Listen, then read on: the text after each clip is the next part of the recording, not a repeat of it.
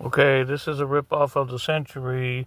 The man who owned half of 1810 Grant Street, he paid all the mortgage for 30 years, died of cancer. He made Yehuda Ferris the trustee of his trust, and he told Yehuda Ferris in the trust, give either a quarter of my half to my 3 poor elderly siblings because they're going into retirement without a penny, and that's true, or there was another trust that he supposedly wrote 4 months before he died when he was in a coma, but they didn't even follow that one. That one said give the 3 siblings 30 grand plus 10% interest a year every year they don't get it. And it would have to become a permanent interest-bearing lien on the property until paid in full. And instead, Yehuda Ferris, because the house is 2 blocks from his latest Chabad house on 1710 University, that's 2 blocks away, he sold it out of the trust for $82,000, but the whole house is worth $2 million. So the man who wrote the trust property is worth $1 million. And now the trust is worth nothing, and the siblings have gotten not a single penny, and it's 5.5 years later, yet he paid his attorney $57,000.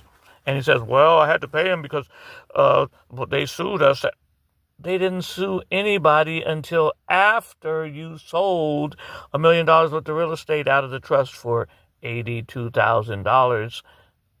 Only the worst people would do such a horrible thing and defraud 3 poor elderly siblings, Jewish ones. Okay? So here's the deal. Let me read the bottom. It says, right here, it says down at the bottom, second account of trustee Rabbi Yehuda Ferris. See, what's whispered in the streets shall be shouted from the rooftops. Yes, indeed. In exchange for the waivers and releases described above, the trustee, that's Yehuda Ferris of Chabad East Bay, transferred to Maxine and Flora all the trust's estates, interest in the real property commonly known as 1810 Grant Street, right?